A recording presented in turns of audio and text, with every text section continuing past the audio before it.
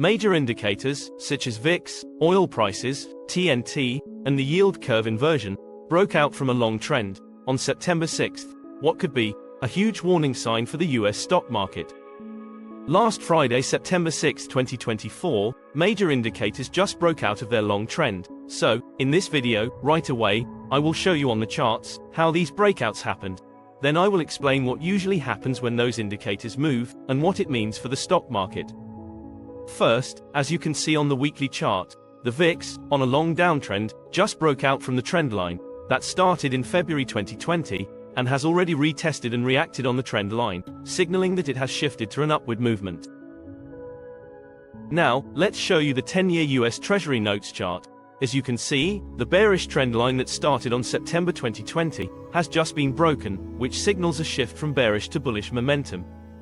The oil trend also surprised investors. Once it just broke below the lower line from a rising wedge triangle, the surprise came as some analysts were predicting that the price was going to break above the triangle and not below. As you can see on the chart, the lower line started to form in March 2020, and now it is broken. Don't worry, later in this video, we will explain all these indicators and why this downturn happened, so stay tuned. And the last, but not the least indicator that just broke out, was the yield curve inversion, which is the relationship between the 10-year and the 2-year yield from the US Treasury. When the 10-year is below the 2-year yield, it means there is a yield curve inversion, because in normal circumstances, the 10-year yield is supposed to be higher than the 2-year yield. Since the longer you have to wait, it would involve more risks. Last Friday, at the time, the current number was 1.017%, which means it switched from below 0% and now it is in positive territory. In August, the 10-year and the 2-year yield curve inversion from the US Treasury temporarily transitioned from an inverted state, below zero, back into positive territory, known as Uninversion. But last Friday, September 6th, the Uninversion happened differently. As you can see on the weekly chart, it has retested, and then reacted from the area, showing a strength not seen for some time, and that could mean this time is for real, and that officially the Uninversion has happened.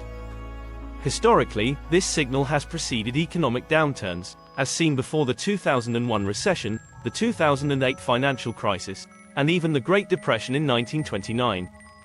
Each time the yield curve uninverted, it was followed by a significant economic slowdown. The yield curve reflects how financial markets perceive the labor market's current state. When inverted, it indicates a hot labor market, often coinciding with Federal Reserve tightening through higher interest rates. Conversely, as the yield curve uninverts and steepens, it signals that the Fed is easing monetary policy due to a cooling labor market and rising unemployment. This pattern is evident again today as the yield curve steepens while unemployment rises. The current situation raises concerns about a potential recession, which could lead to further steepening of the yield curve and a higher unemployment rate. If this trend continues, the market may face additional downturns fueled by recession fears. Now let's dive into oil analysis. What is driving the oil price down, including the Friday bearish signal? Oil ended the week with an 8% decline, as global benchmark prices settled at their lowest levels since 2021, driven by fears of slowing demand. Disappointing US jobs data on Friday heightened concerns about the economy, but also bolstered hopes that the Federal Reserve may soon cut interest rates to stave off a recession. Meanwhile, an agreement by major oil producers on Thursday to delay plans to boost production did little to support the struggling crude market. Brent crude oil erased their 2024 gains this week as concerns over a global economic slowdown weighed on markets, according to analysts. Recession fears could lead to lower oil prices as economic slowdown typically reduces oil demand. In response to the oil slump, the Organization of the Petroleum Exporting Countries and its allies announced on Thursday that they would extend voluntary production cuts of 2.2 million barrels per day until the end of November. These reductions will be gradually phased out on a monthly basis starting December 1, 2024, rather than the previously planned phase-out beginning in October. Now, let's talk about the US Treasury breakout, and explain why this could show fear coming from investors. The chart shows a breakout from the bearish trend line that started on September 2020, that could indicate a bullish momentum just started. Could this mean that investors are now getting in more strongly, and what could be the reason? With Treasury yields remaining high, the bond market becomes more attractive.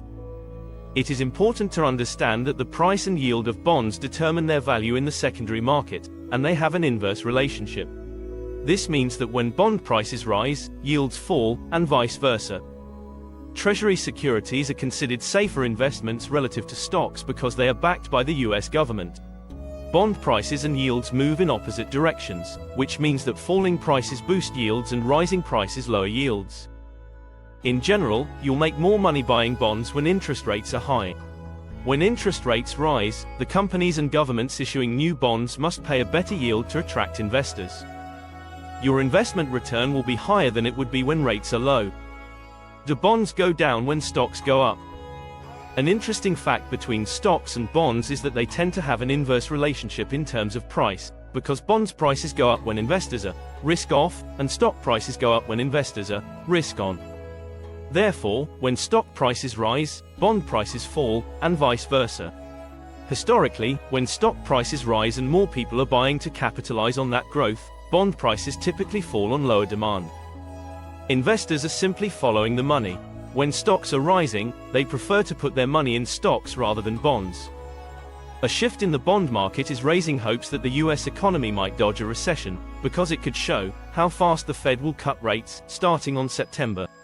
Although, an aggressive rate cut path could be already priced in, and the last stock market rally is seen by some analysts as a potential risk to a stock market correction, so don't get too optimistic yet. Now let's check other factors that influence the market. Another factor that could influence stocks prices are the 10-year and 2-year yield uninversion. Usually, when there is an yield curve uninversion, stock prices fall, but sometimes there are false signals. For instance, the recent stock market recovery after a temporary yield curve uninversion in August could be a false signal. Past examples include brief uninversions in 2006, 1998, and 1989, each followed by stock market rallies before a later downturn. What is the impact on the economy when there is a prolonged yield curve inversion, such as the current situation in the US? Currently, there's no clear catalyst pushing the economy into recession, unlike past downturns triggered by significant events such as the 1990 oil shock, the 2000 tech bubble burst, and the 2007 housing crash. However, the prolonged inversion of the yield curve, now the longest since 1929, suggests that the market is vulnerable to a significant drawdown once a recession materializes. Periods of prolonged yield curve inversion often lead to severe market corrections, such as the 1974, 2008, and 1929 crashes. Today, we are positioned for potential market weakness, which could trigger a substantial decline once a recession sets in. So, why does the yield curve keeps uninverting, and could that mean that recession is imminent for the US economy? This yield curve inversion, where short-term yields exceed long-term ones, has persisted since July 2022 and is typically a warning sign for the US economy. Inversions often lead banks to tighten lending standards, and investors become more cautious about long-term commitments. Historically, 5 out of the 6 US recessions since 1980 were preceded by yield curve inversions lasting at least 20 days, with the exception being the brief inversion in August 2019, which preceded the pandemic-driven 2020 downturn. Currently, the yield curve has been inverted for a record 793 days, about 26 months, without a recession. Recessions usually follow within 6 to 24 months after the uninversion of the yield curve. While it may be tempting to dismiss recession fears once the yield curve normalizes, history shows that the real trouble often starts after prolonged inversions end. The last 4 recessions, in 1990, 2001, 2007, and 2020, each began 3 to 6 months after the curve turned positive. A more optimistic interpretation is that the yield curve's recent movements suggest the Federal Reserve is nearing the point of cutting interest rates after a series of hikes since 2022. This could lower borrowing costs and bring down yields on short-term debt faster than those on long-term debt, a phenomenon known as bull steepening.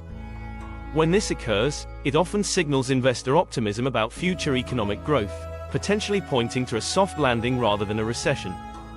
The coming months will be critical in determining whether the Fed's aggressive rate hikes have pushed the economy into a recession or successfully tamed inflation without a downturn.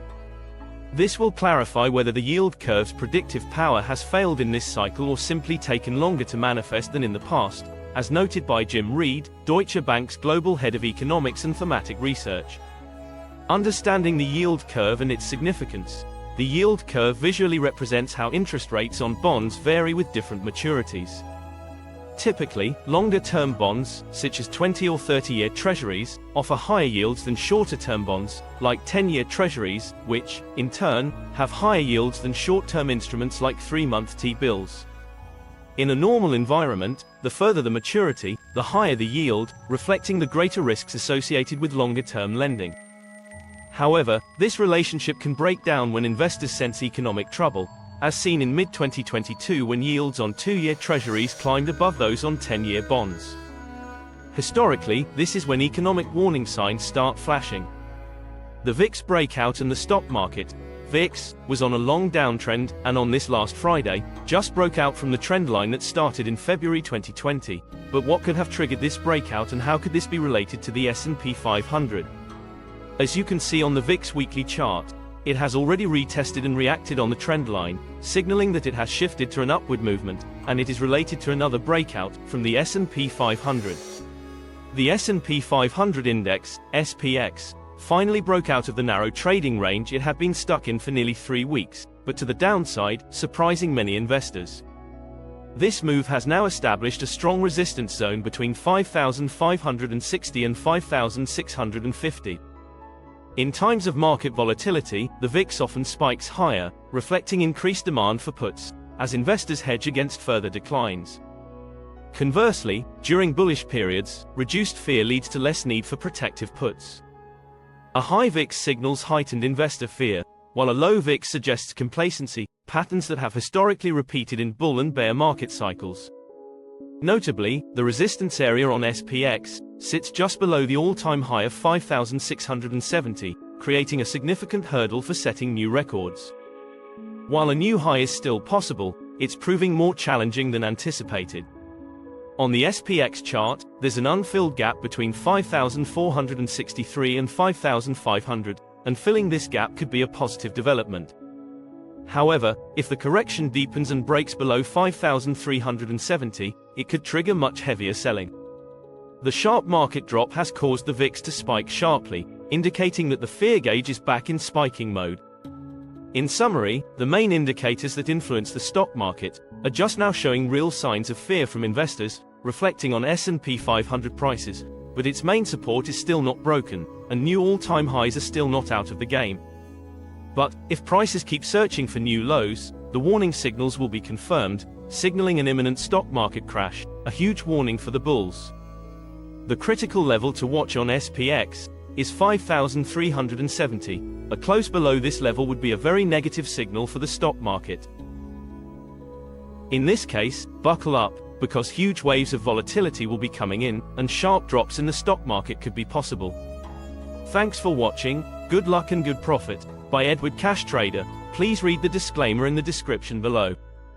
You can support the channel by subscribing and turning on notifications. Let's grow the channel together.